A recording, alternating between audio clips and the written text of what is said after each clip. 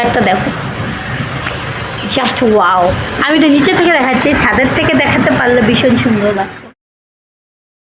मैं इतनी सुंदर हूँ, मैं क्या करूँ क्या करूँ क्या करूँ।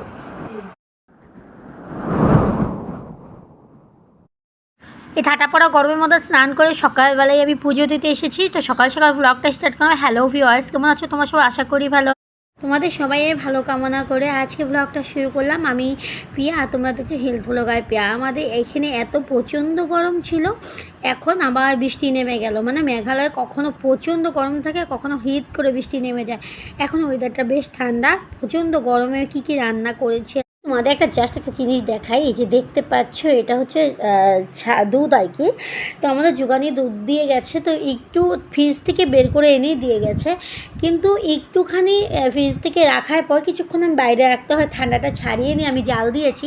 দেখো অমনি ফেটে গেল। বুঝতে পারো কী পরিমাণে গরম।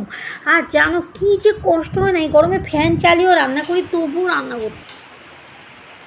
আমরা সবাই খেতে বসেছি মোটামুটি 3:30 বাজে। আজকে দেখো কাঁঠালের বিচি মাখছে। এটা কাঁঠালের বিচি কি? এটা সেদ্ধ। আর সঙ্গে আছে আজকে ডাল, আলু চিপস, আর এটা হচ্ছে পনিরের, এটা হচ্ছে পনিরের কালিয়া। হ্যাঁ কালিয়া নাকি কারি, কারি পনির কারি।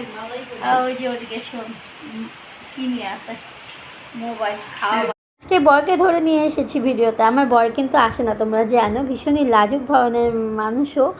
আগে আমার ভিডিওতে শুভম এসেছিলো, তো শুভমকে প্রায় সবাই চিনে। ফেসবুক হোক, ইনস্টাগ্রাম হোক, ইউটিউবেও শুভম ভিডিও আছে। আমার বড় ছেলে, ও আমার সাথে সাথে ভিডিও করতো, তো সবাই কিন্তু ওকে চিনে। ছোটো ছেলেটা আর ওর বাবা, মানে ওর পাপ্পা আর কি।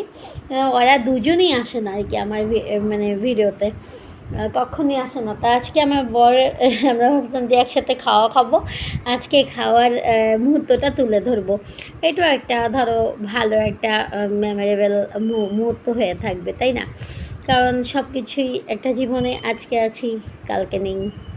যেমন করে ছেলেকে হারিয়ে ফেললাম, আর অনেক স্মৃতি আমার ভিডিওতে আছে। আর আজকে যখনই খেতে বসি যেন প্রচণ্ড পরিমাণে ওকে মিস করি, কারণ ওর পাপ্পার সাইডেও বসতো এই জায়গাটা খেতে।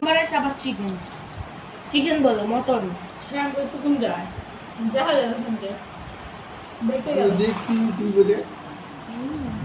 পাপ্পা এখন ইউটিউব দেয়, আবার ফেসবুক দেয় না, ইউটিউবে দিয়ে দেয় যে কিগুলো দেখে। ফ্যামিলির সাথে একসাথে বসে খাওয়ার মজাটাই কিন্তু আলাদা। আমি কিছুটা ভয়েস শ্যামেরও তোমাদেরকে শুনিয়ে দিলাম, ও খাওয়ার সময় কী কী গল্প করে, আমরা কী কী গল্প করি। তো কেমন লাগলো ব্লগটা? আজকে বেশি ব্লগটা বড় দিচ্ছি না, একটু ছোটো করেই দিচ্ছি। তো যদি ভালো লাগে সাবস্ক্রাইব করো, লাইক কমেন্ট করো, আমার পাশে থেকো, আমাকে অনেক অনেক অনেক ভালোবাসা দিও।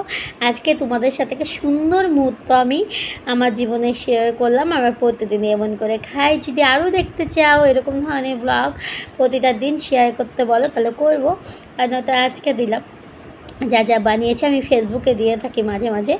তো আজকের মতন এতটুকুই। আশা করি আগামী ব্লগে আবারও দেখা হবে।